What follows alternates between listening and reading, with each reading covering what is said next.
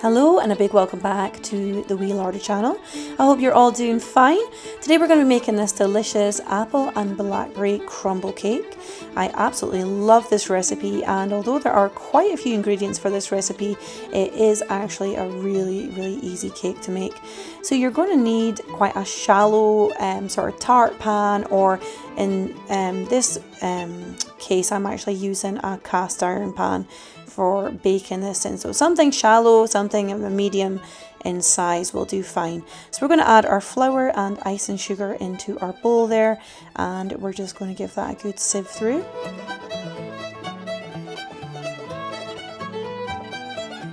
Just make sure there are no lumps and just get those all through the sieve as well.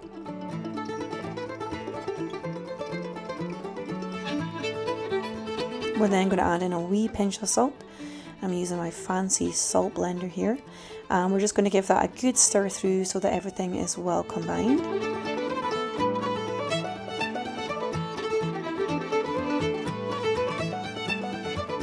We're then going to add in our butter, and we're just going to break it up if you have not done so already. I probably should have chopped it up a wee bit smaller, but never mind.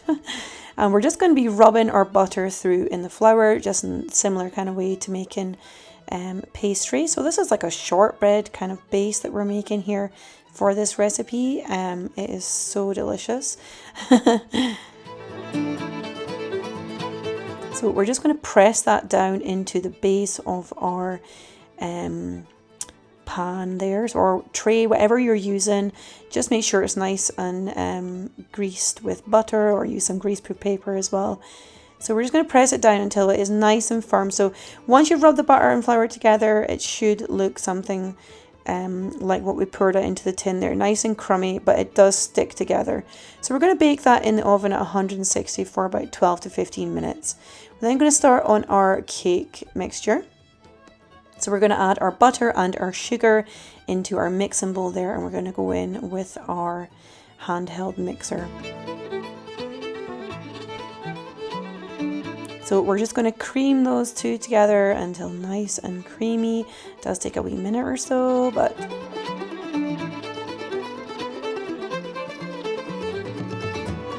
we're then going to add in our vanilla and our eggs,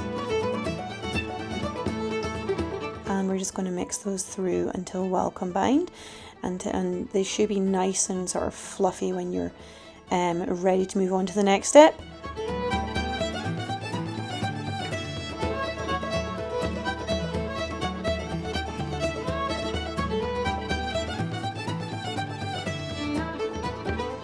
So just make sure you scrape down the sides of the bowl as well, just so that you get everything nice and well mixed through. So we're going to add our flour in now, and you can add your spices in now as well. I actually added my spices in at the end because it was kind of a last minute addition to this recipe, but you can put your spices in now. I've put them in the ingredients list to go in after the flour. And we're just going to add our baking powder and our yogurt in there as well.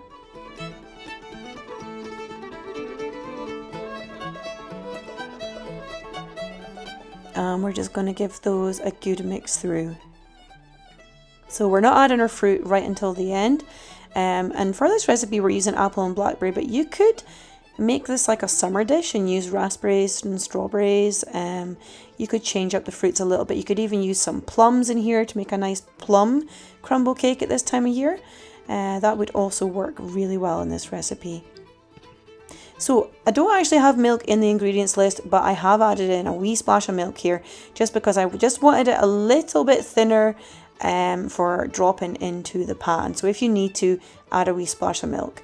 So we're going to add our chopped apples and our blackberries there, and we're just going to mix those through by hand gently.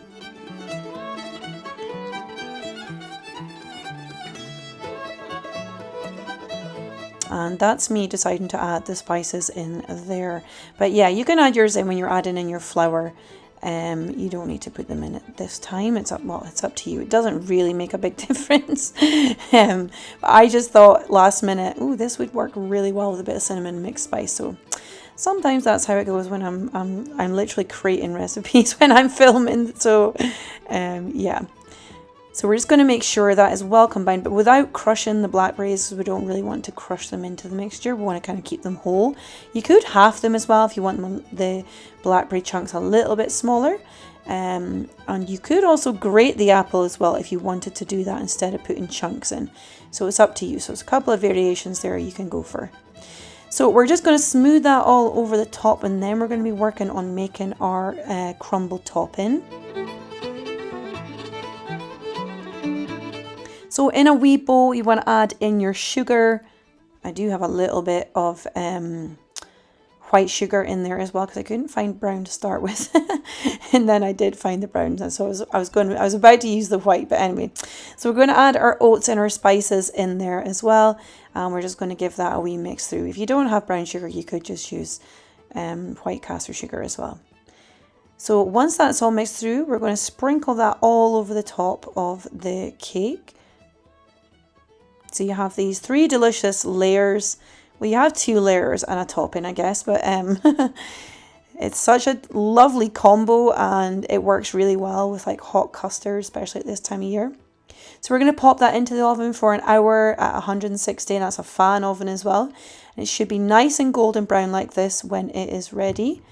Now, what I did here was I actually sliced right into it when it was right out of the oven, which wasn't really a good idea because the shortbread base hadn't actually hardened so well. So what I would recommend is leaving it to cool a little bit before you cut into it, and then it won't be so crumbly on the bottom. So as you can see, you've got your fruit inside. The sponge itself is really moist. It's really, really spongy. It's super delicious. So we're just going to take our paper off there as well. It should come off really easily. And you can serve this up with some cream, custard, ice cream maybe even as well, just whatever you fancy. So I hope your cake came out delicious, and I hope you enjoy it as well.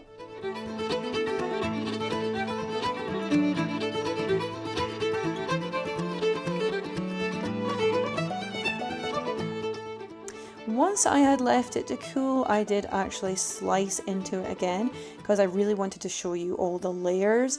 So you can see here the shortbread layer has stuck to the bottom this time now that it is a little bit cooler. So we have our chunks of fruit all throughout the sponge, our shortbread layer on the bottom, and our crumbly topping on the top. So I hope you enjoy making this lovely recipe. You can also print out the recipe over on my Patreon page as well. My website is not currently up at the moment, but by the time you watch this video it might be, so have a look down below and see if there's a link for my website as well. Thanks for watching, and I hope you have a lovely day enjoying your delicious apple and blackberry crumble cake. Take care, lots of love, bye bye.